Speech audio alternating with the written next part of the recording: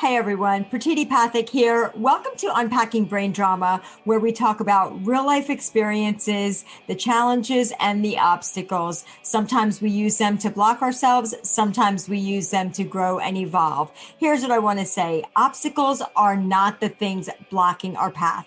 Obstacles are the path. So in other words, we have to grow through what we go through. So join me as we have some amazing conversations with some amazing guests.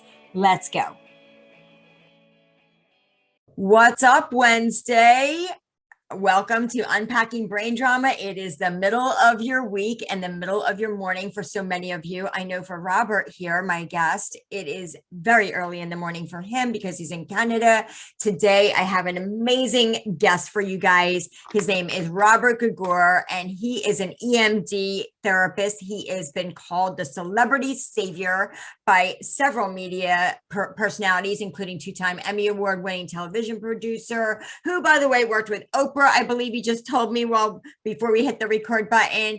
And he has also been working alongside of busy elite professionals, celebrities, established entrepreneurs. And Robert is achieving accelerated mental health transformations where clients are really just saving themselves. So he's a creator of the Total Immersion EMDR.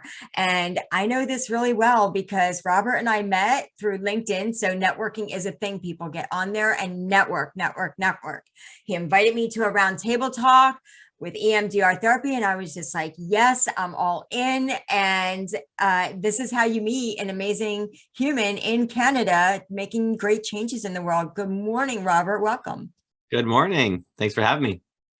So I'm going to dive deep, and I want you guys to know this is a pretty special episode. It's going to be a part 1 and part 2. You guys are in part 1 right now, and part 2 is going to be in a couple of weeks, and it's going to be all about my own personal journey with all of my brain drama that I have 100% unpacked with Robert through really deeply immersing myself through long periods of time. And it's just been truly, I don't want to just say amazing or transformational, but it's been enlightening. And it's just been a whole different perspective of myself. And I've been loving it. It's been a few weeks, almost a month now since my brain has completely changed shape. So before I go any further, because I love talking about this, but I want you to share with us what exactly you're doing. What is EMDR therapy? How is it helping and changing people's lives? And what brought you to it? Great questions. And thanks for having me on here and doing the work with me. It's a real pleasure for me to actually do this work. It's my passion. So really what EMDR is, it's a very long name. So the acronym is much easier. So it's eye movement, desensitization, and reprocessing. Obviously that's a mouthful and I can't even say it every time. So there you go.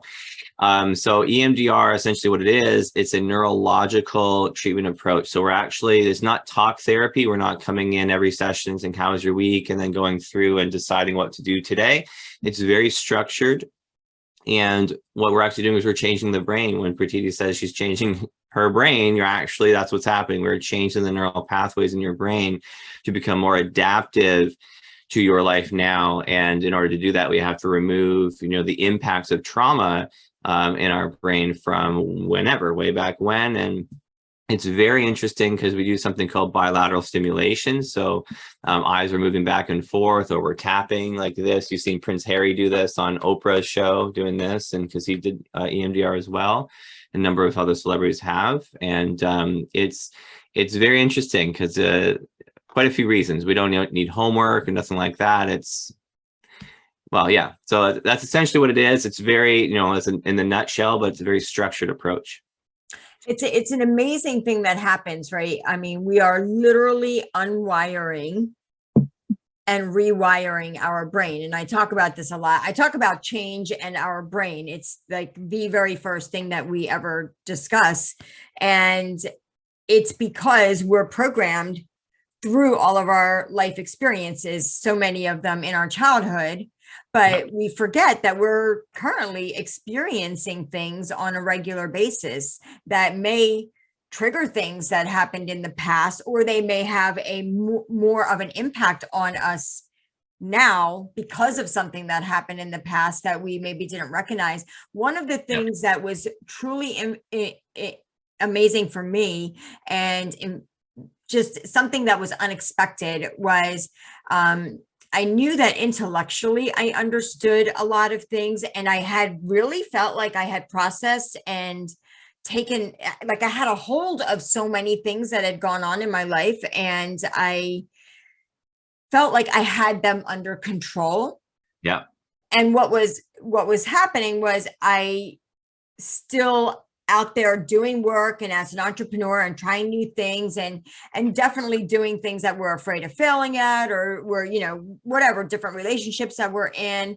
What I noticed is that there were things that were just holding me back, and I couldn't quite put my finger on, like, I understand that I'm smart enough to do this, so why aren't I doing it? Right. And I didn't realize that there's something that's underlining going on.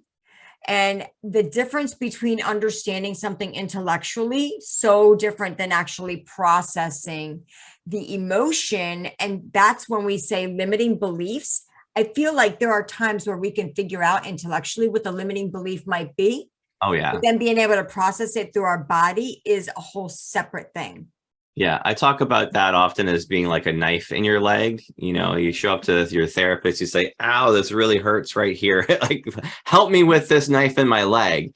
And if you've done a lot of talk therapy and a lot of other types, which are all fantastic and they have their place, so don't get me wrong, but it's like, I know where it came from, who did it, why it happened, how I can cope with it now, but there's still a knife in my leg and I have to take that out. So, Yeah.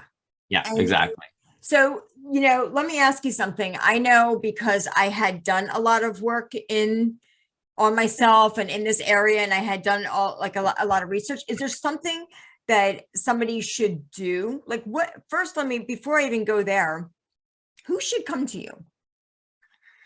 People that are, well, let me answer that in two ways. So people can come to me for one reason, and people can go see an EMDR therapist as well. So the EMDR will work with just about everybody and anybody. So that's really important. You don't have to be, something, unique to be a candidate for EMDR therapy. For me, I focus more on professionals who are, in busy professions that, have a small margin of error, whether that be finances or life, surgeons, for example, like you kind of don't want to make a mistake. So people that are really on that, incredibly stressful situation, either with their careers or their relationships or in some manner, those are who I really excel working with, because I work really quickly compared to most other therapists out there. In fact, I don't really know who else works like me. So that's the difference. Okay, so let me even say, take it one step further. Okay, I understand the entrepreneur and somebody who's got these busy schedules, or somebody who's got to be precise in what they're doing. But what would compel somebody to come to you? Like, do they think, hey, there's definitely something wrong with me, or I've gone through a major trauma? I think that sometimes we forget that we are deeply affected by the smaller things that maybe happen more consistently throughout our lifetime. Can you kind of touch on what type of traumatic events should somebody come to you with? It's a really good point, actually, and many people don't know the difference. They think, well, I don't need EMDR because that's for trauma, it's for PTSD, it's for car crashes, assaults, and the obvious traumas, natural disasters, things like that. But also, it's anything. It could be anything that at any point in time your brain was overwhelmed and you felt powerless or helpless during. So that's a lot of things for a lot of people. Yeah. Well, I think, when you're working in this space, something that I have really recognized has just been such a great awareness is, no matter where you are in the world, and no matter whether you're a man, a woman, like, it just doesn't matter what age, we all have this underlining thought that is, I'm not good enough in some way, whether, we're too fat, we're too skinny, we're not smart enough, we don't have the right education. Like there's something about us. And it's mainly because what I've noticed is things that happen in our lives. It's one thing to say, hey, that didn't go right. But it's usually something like that didn't go right because there's something wrong with me. That's right. Yeah. So like usually so there's a few core beliefs that many people carry. Something like, there's something wrong with me is a very deep one. I don't deserve to be here is another one. I don't belong. I was not wanted. I'm not good enough. I'm not smart enough, etc.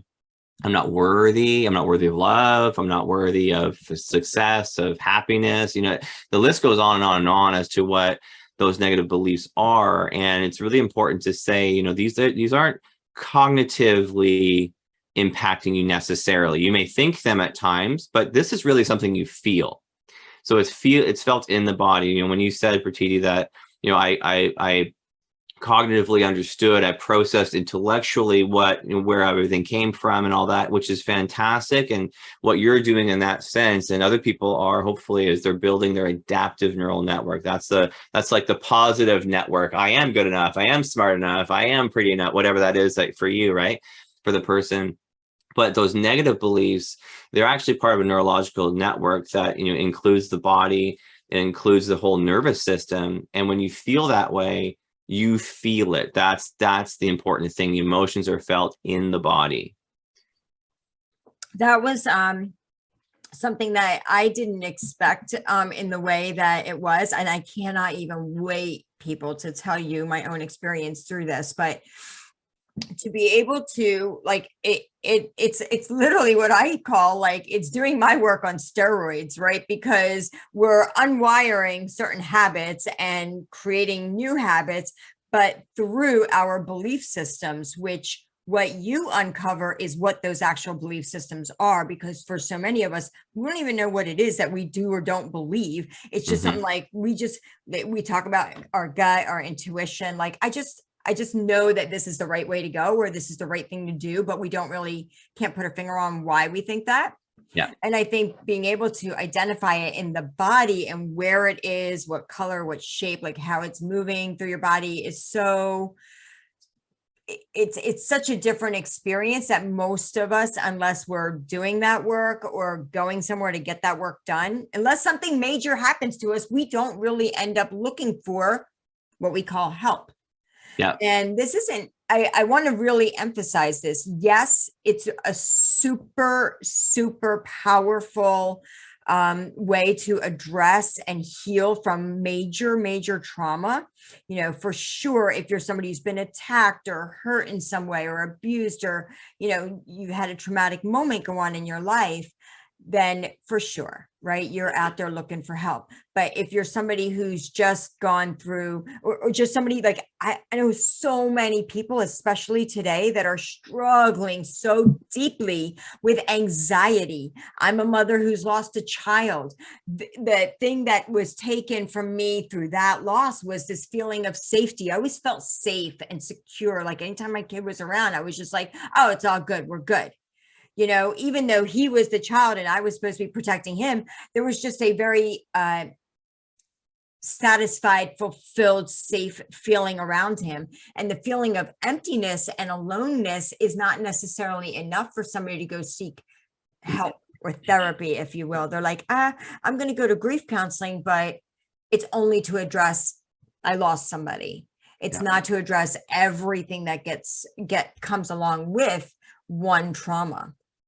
And an important thing as well to notice that for some people, these, this emptiness, as you're calling it, it could have been around from as long as they remember. So for them, it's normal. There's nothing, this is just how life is. And so it can be very challenging to think, oh, my life can be different. What is that difference? So like, the idea isn't even there yet.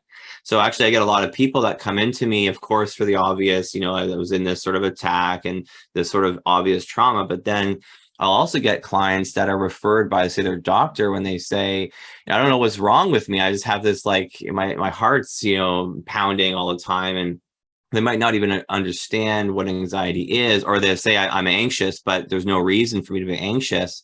Everything's fine in my life. You know, I've had a great childhood and all those, which I don't think exists. I think nobody escapes childhood unscathed, is what I say. But that could be, you know, the emotions are felt in the body. So if you're not dealing with it up here, right, with what's actually going on, then the body's going to tell you something's wrong. So it can show up as illnesses, it can show up as all different types of physiological issues. And then that could be, you know, what brings somebody into therapy, especially if they try all the medical tests and find nothing. That's a very good point. And, you know, I was listening to something, and it was on EMDR, and I remember hearing, maybe it was a therapist or just somebody who was talking about it, but they were saying that, you know, when you're in, like, if you're somebody who's just gone through a lot of things in your life, like I would say I'm somebody who's gone through a lot of things in my life, but if you're always in that survival mode, right, you identify, we all identify in a certain way. And I for sure would say that I identified as like, I'm a survivor, I'm always going to make it, I'm a fighter. But that's actually like a defense mechanism. We're not really addressing it. That's still, which I didn't realize was a way of avoiding and resisting processing what actually was going on. So can you touch a little bit on that, on how that's actually a good thing and something that still needs to be cleared up? Yeah, and it's really and especially with the clients that I tend to work with, you know, high performing professionals, that drive is actually, it sort of was positive in a way. So, you know, there's something missing or some actual, you know, stressful environment that forced them to become this high performer. So in that regard, it's been beneficial for the individual. You know, now I'm a CEO, or now I'm a realtor, I'm selling all kinds of houses. Like, I'm doing well in my life, but and then something falls apart. That's at that point, you know, what used to be coping, used to be beneficial, is now causing some sort of detriment. It's no longer adaptive. So that might show up as, you know, bodily sensations, or it could show up as anxiety, or it could show up as physical issues or addictions or behavior that you're not, you know, interested in, you know, continuing anymore, whatever that might be. And so then it starts to fall apart. And then the client's like, well, you know, I don't know what's going on. I've always been like this. Like, help me. I don't help. Yeah, because, you know, I mean, and I hear exactly what you're saying. And as I want to add deep depression to that. What you just said is like, you know, somebody who's always been going through things is kind of used to going through things. And we feel like that's just our normal life. That's how it's going to be. You know, why me? And I guess that's just all I'm good enough for getting. Though, when we're in that, like, I know how to get through the getting knocked down and getting up again over and over. That's great, right? We're building up this resilience muscle. Great.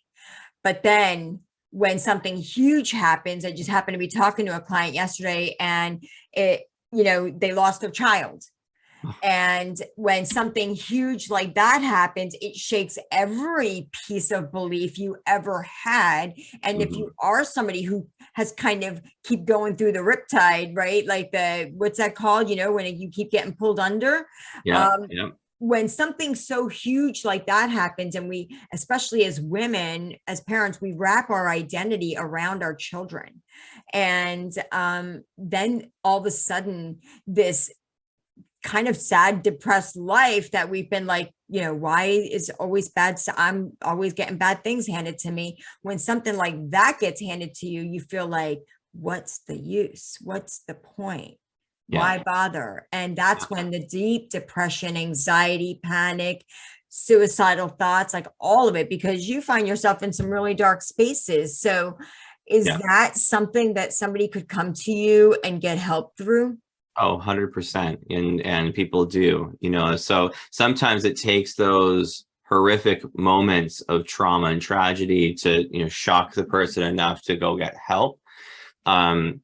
So absolutely. But I also, you know, a great analogy of what we're talking about here is the frog that's going into the pot of water, right? So if you put a frog into a hot water, you know, immediately it's going to jump out.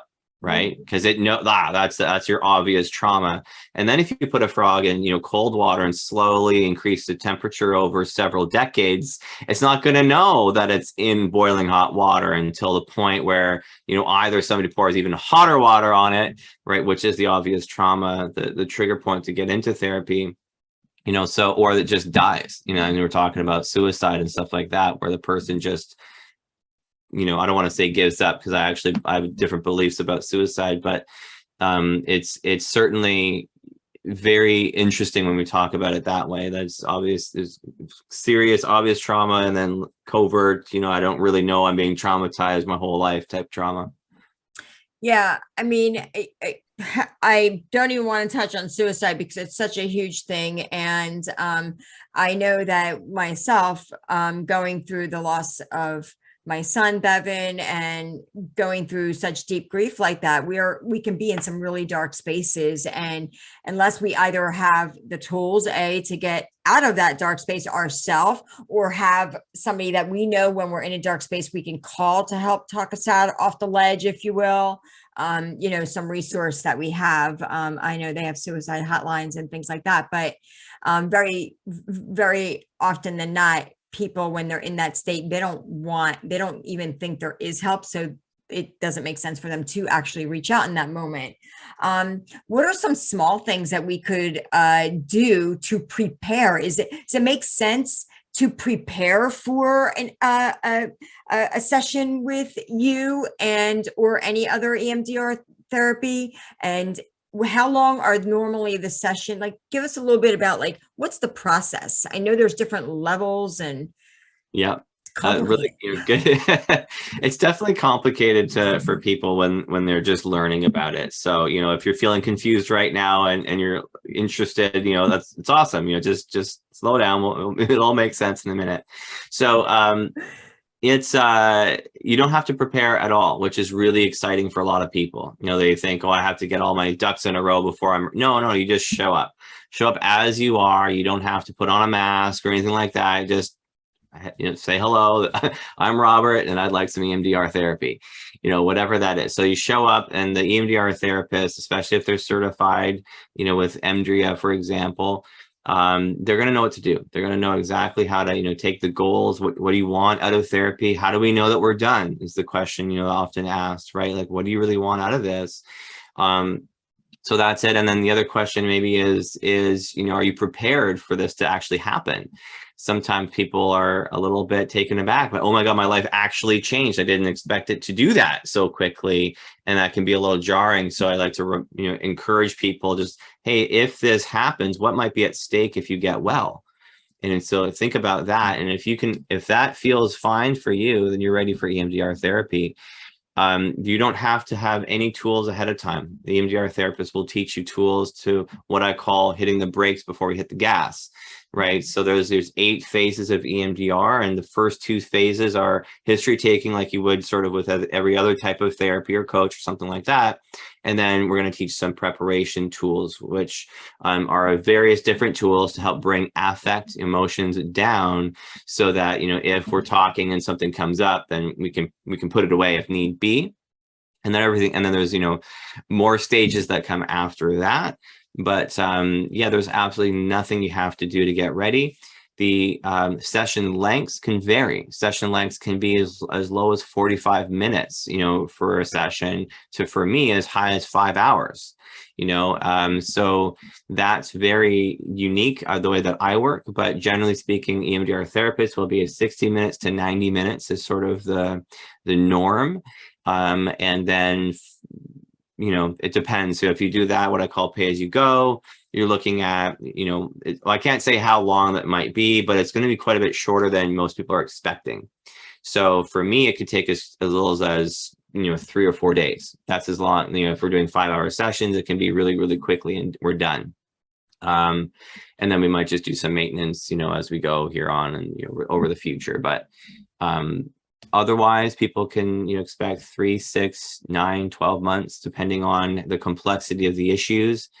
So it's hard to say how long to expect, but that's the session time is usually 60 to 90 minutes. Yeah, just a session time, because of course, each and every human is different, and we've all gone through different experiences. So it's not just going to, so, just to be a little clear, we can come to you for not just one thing, right? We can address lots of different things, right? Even if they're like small, like, hey, I don't know why every single time I make money, I'm broke again. It's Yep. because maybe you have not the best relationship with money. Yep. And why? What is the belief system around money? So I'm just using that as a small example. Yep. So, the 5-hour session that you mentioned, which is what I did, because that just made the most sense, right? I'm like, let's go. I want instant gratification. I want all the answers now. Yep. But it made more sense to me, because if you have deeper things to uncover, they may take a little bit longer. And the last thing that I wanted to happen is to be right at a breaking point, and then my session would be over. So that would be one reason on why I think that. And it sounded to me like we don't really need to prepare to come to you ahead of time, but maybe the only preparation is that, like, hey, if I were to stop feeling anxiety, or if I were to stop feeling depressed or anxious or negative about certain things, areas of my life, what would change in my life? And sometimes it's people. Maybe I would change my marriage situation. Maybe I would change the relationships I'm in. Maybe I would have to let people out of my life in order for me to go on. So maybe that's part of our preparation, is to consider, what would it be like if I didn't feel this way anymore, or if I didn't think this way? Is it a trigger that we get from a certain experience when something else comes up and we don't really know what the connection is?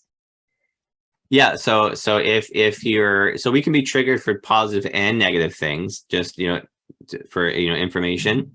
Like every time I smell like sugar donuts, I think of my grandma, and so that's a positive trigger for me. But negative triggers are every time I'm in a stressful situation, I want to run. Right. Every time my partner raises their voice, I'm out of here. Right. Or I'm aggressive. I don't know where it came from. I'm just fighting with the taxi driver. I had a big CEO one time that came to work with me. He said, "Robert, I'm such a, fill in the blank." I yelled at the taxi driver 3 times on the way over here to my office. That's coming from somewhere. So that's a trigger point. Just somebody's not doing what I want them to do for me. And, trigger point. So anything. And I also say, even that question can be triggering for people, thinking about what would change in my life if I got what I wanted. That in itself, it could be a trigger. So even safer approach is just get more information about EMDR. Read my book, for example. I'll give it away for free. Whoever wants to DM me or you, just let me know, and I'll give that away for free. This book's amazing. Is I need therapy, because we all do. We all need to uncover some things that for sure are holding us back. None of us, like you said, none of us go unscathed out of this life. And exactly. Whether there's, small scrapes and bruises, or there's big broken bones. I mean, right. Speaking of broken bones, my finger, by the way, everybody, is doing great. I am out of my cast. And just in case anybody was wondering what was going on with my little finger. Very happy to hear that. I know. So, gosh, this is why it has to be a 2-part. It may end up being so much more. And you guys, I know that we're kind of at our time right here. There's so many questions I'm sure you guys have. Go ahead and put it in the comments. We're going to make sure that we keep an eye on this and address everything. And I also put in the links where you can find Robert on LinkedIn to, if you're so compelled to join us on the round table talks. There's so much knowledge happening, so much information, just so much just so much awareness around yourself and what goes on. And they're just really great. You don't have to participate. If you want to just sit and listen and just be in the conversation, or by all means, raise your hand, ask questions. Robert's really, really good at answering more questions than that I asked him here. If you want to do a deep dive on something that personal to yourself. And also I have the link on there for his website, so you can go right ahead and contact him. And Robert, do you do consultations? How do you first meet with people? Yeah, they're free consultations. So there's a link on my website or in all my links. You just click it, find a time that works for you, and we'll talk. They're no obligation. They're just information, making sure there's a fit or pointing the people in the right direction or deciding if we're going to go forward together. Simple. Yeah, because number one, everybody, just so you know, sometimes we go through things that, we have a lot of shame around, and we don't want our stuff out there in the open. So if you want to privately send me a note, you don't, and if you don't even want me to know, you can privately DM Robert, or just go onto his calendar and say, hey, make sure you tell him that you saw him here, and maybe he can send you a book, and that would probably be really amazing. So to all of you What's Up Wednesday listeners, thank you so much. I know some of you follow me live here. Some of you can't get on at 11 a.m. because of your jobs and your busy schedules, and you watch the recordings. Put your comments in, because like I said, we're definitely going to address them. And also feel free to listen to it when the podcast episode comes out. It'll be on Unpacking Brain Drama, wherever you listen to all of your podcasts, your favorite stuff, and then definitely follow up. Now, next week, we're going to be live in Mexico, because I'm going to be at the Riviera Maya. And I'm going to be doing a workshop out there next week. I'll be gone. And then we will do our follow-up with Robert the following week. And we're going to just dive deep on all my personal stuff that came up and came out. And it's been quite— You're not going to want to miss that. No, you're not going to want to miss that and be like, what? We're going to unpack Pratiti's exact brain drama? We're in. So thank you so much, Robert. I know Robert is in Canada. It is like 8:30 in the morning for you right now. So yes. I appreciate your time, and my pleasure. Value our friendship. Thank you. Thank you so much for having me, Pratiti, and thanks for everybody that's here with us. Have a great day, guys. Enjoy the rest of your middle of your weekday and finish out the week strong. Bye. Bye. Thank you for listening to Unpacking Brain Drama podcast. You'll find links for all the things mentioned below in the show notes. And it would be incredibly awesome if you would take a quick moment to leave a review on iTunes or wherever you listen. If you'd like to be considered as a guest on our podcast, be sure to go to www.resultsbydesigncoaching.com for a free 30-minute coaching session. Thanks so much, guys. See you next time.